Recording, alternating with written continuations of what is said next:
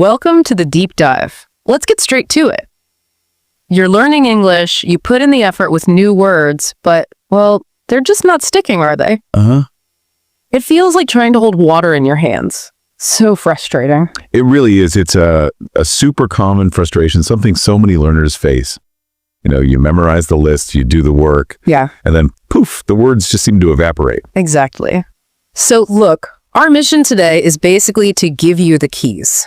Keys to unlock how your brain actually likes to remember English vocabulary, not just for tomorrow's test, but, permanently. Right. We're going way beyond just repeating words over and over. We're diving into techniques that work with your brain. Precisely.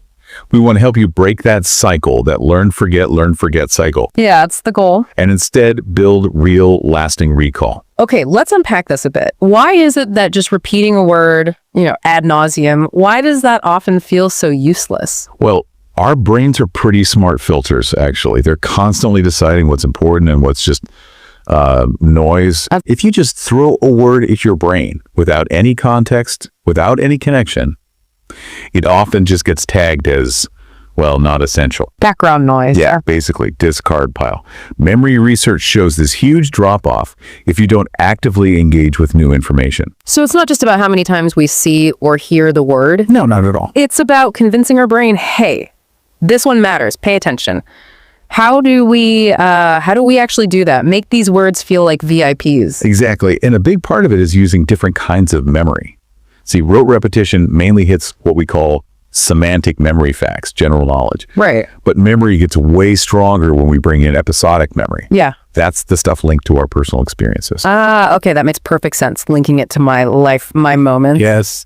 So if endless repetition isn't the magic bullet, what are these smarter, more engaging ways to make words actually stick? Yeah. The best way is really focus on making the words meaningful, creating strong connections, using different parts of your brain, and crucially, reviewing them smartly over time.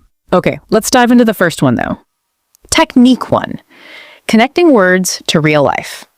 Seems simple enough, but what's the deeper power behind this? Well, when you use a new word in a real personal situation, your brain instantly gets it. It sees the relevance. Take a word like hungry. Instead of just thinking, hungry, Yeah. if you actually say, maybe even out loud, wow, I'm hungry right now. When you feel that rumble, Okay. that creates this powerful link. The word, the feeling, the moment, it anchors it in your story, makes it way more memorable. Right, okay, so you're giving the word a job to do in your actual real life. Got it. But I feel like there's more to it than just one sentence, right? How do we make those connections really strong, like unforgettable? Absolutely. Our brains are wired to remember things that stand out.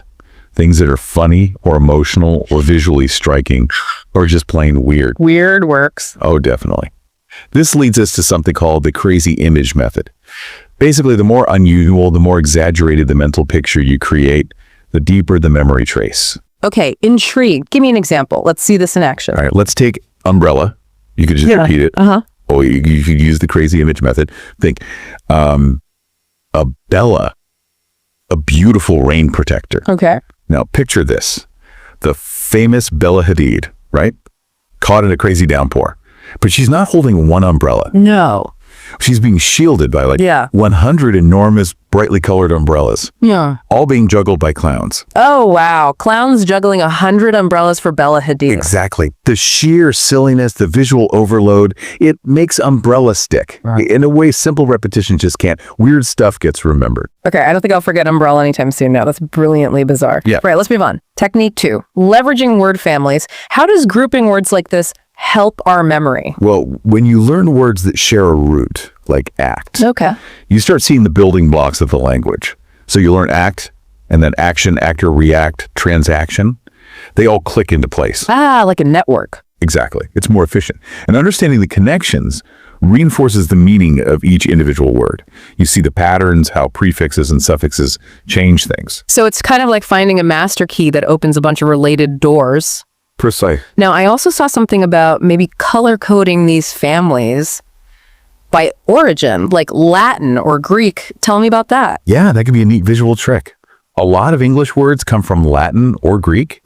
So you could say, highlight all the Latin root words in blue and the Greek ones in red, or whatever works for you. It just adds another layer, another way for your brain to categorize and connect the information, a visual map of sorts. That's quite clever, actually, creating your own little linguistic map. Yeah. Okay, what's the next memory boosting technique you've got for us? All right, next up is a really fundamental one for long-term memory. It's called spaced repetition. Spaced repetition rings a bell. Right. What's the basic idea? The core concept is simple. Review things at increasing intervals. So instead of cramming a word 50 times today, you review it maybe after an hour, then again tomorrow, then in 3 days, then a week, then a month, and so on. Longer and longer gaps. Why does that work better? Because you're essentially catching the memory just as it's starting to fade. It taps into something called the forgetting curve. Each time you review it at that crucial point, you strengthen the connection much more effectively than just mass practice. So it's not just how much you review, but when you review. The timing is key. Exactly. It's strategic timing. It helps push that word from your shaky short-term memory into your much more reliable long-term storage. Okay. And there are great apps for this, like Anki or Quizlet. They automate the schedule. Or you can just use flashcards in a simple box system. The main thing is consistency. Strategic timing, the secret weapon against forgetting. Yeah. Got it. Okay, technique 4. This one's about learning words and sentences. Why is that better than just word plus definition?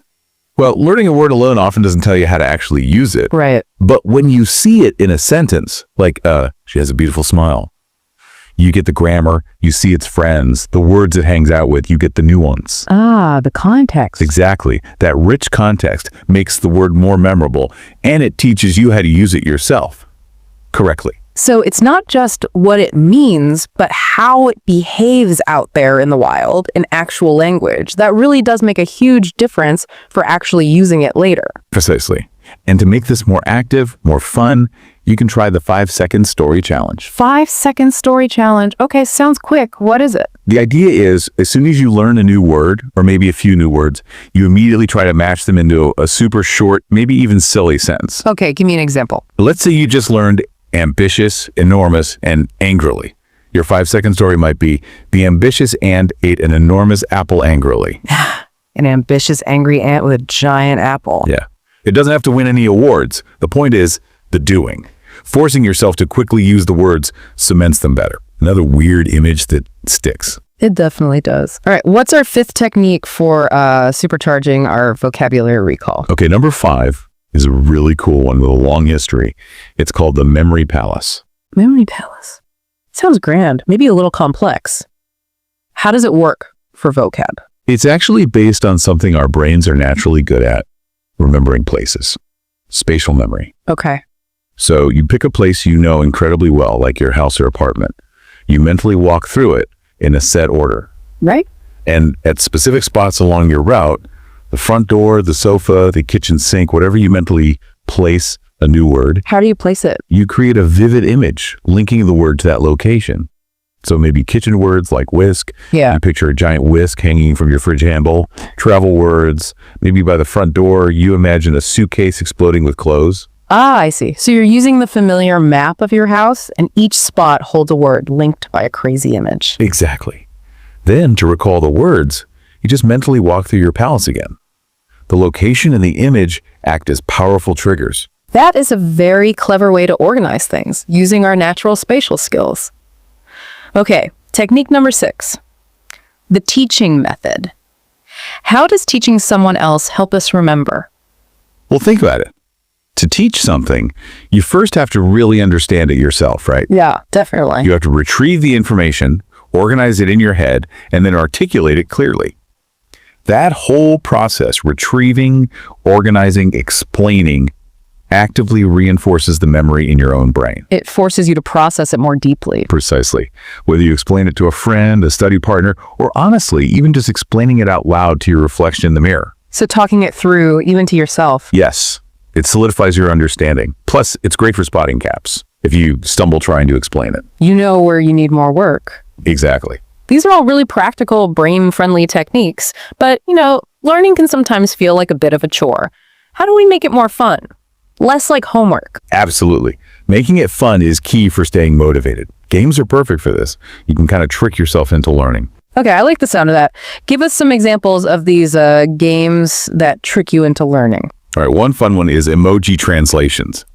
You make a little puzzle with emojis that hint at a word or phrase, like snake emoji plus coffee cup emoji. Maybe Python programmer. Huh. Okay, I see. Like a little visual riddle. Yeah. Or word tennis. Yeah. You and a friend go back and forth, each saying a word that starts with the last letter of the previous word. Gets fast. Like a vocabulary rally. Exactly. And maybe my favorite, bad movie dubbing.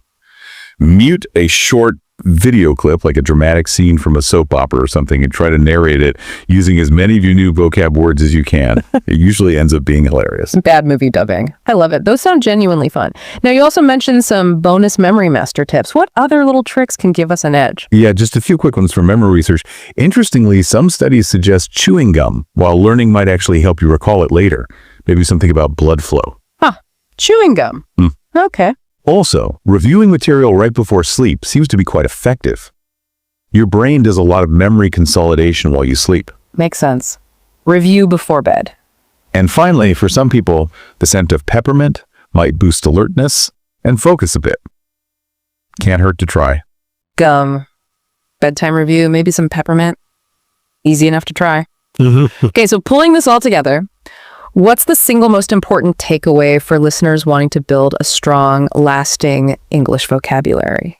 I think the biggest thing is remembering that words aren't just items on a list. They're tools. They're meant to be used to be lived with. Right. So engage with them. Use them when you talk. Connect them to your life, your feelings. Don't be afraid to teach them to someone else. Make them active. Absolutely. The more you actively use, connect, and teach the words, the stronger those brain pathways become. It becomes permanent. And it takes effort. There will be challenges, but sticking with it, using these kinds of brain-friendly techniques consistently, that really will lead to huge progress. You'll see a real difference. So the message is, go out there, make those crazy images, build your memory palace, play word tennis, dub some bad movies, and really enjoy expanding your world through words. Remember that difference between ordinary and